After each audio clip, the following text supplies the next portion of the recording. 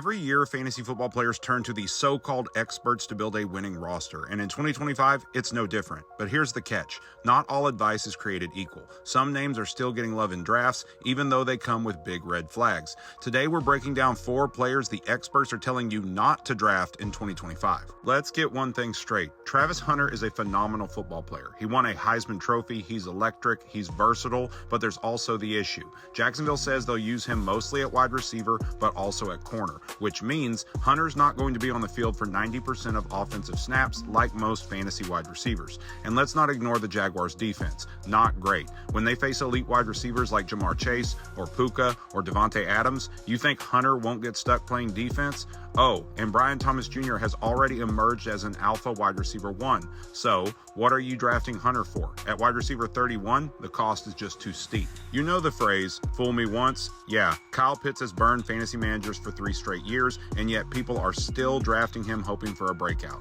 Last year, Pitts was tight end 20 in points per game, and the underlying metrics, they're even worse. Among 47 tight ends, he was middle of the pack or worse in every key category. You need upside at tight end, or at least stability. Pitts gives you neither. Don't fall for the trap again.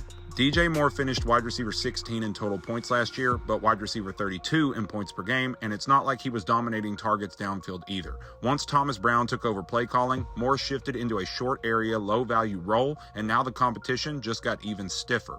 Rome Odunze is emerging fast, Luther Burden is explosive after the catch, Colston Loveland could be a target monster. Add it all up, and Moore is no longer the clear wide receiver 1. He's a weekly boom or bust wide receiver 2 with major volatility. Fine at his average draft position if he falls, but don't expect week-to-week consistency. Joe Mixon isn't a bad player, but he's walking into a bad situation. He's 28, the Texans just signed Nick Chubb, the offensive line still questionable, and he's already dealing with an injury.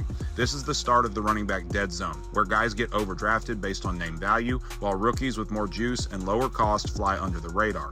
Mixon is a volume-dependent running back 2 in a crowded backfield. You can find similar or better upside 2 rounds later.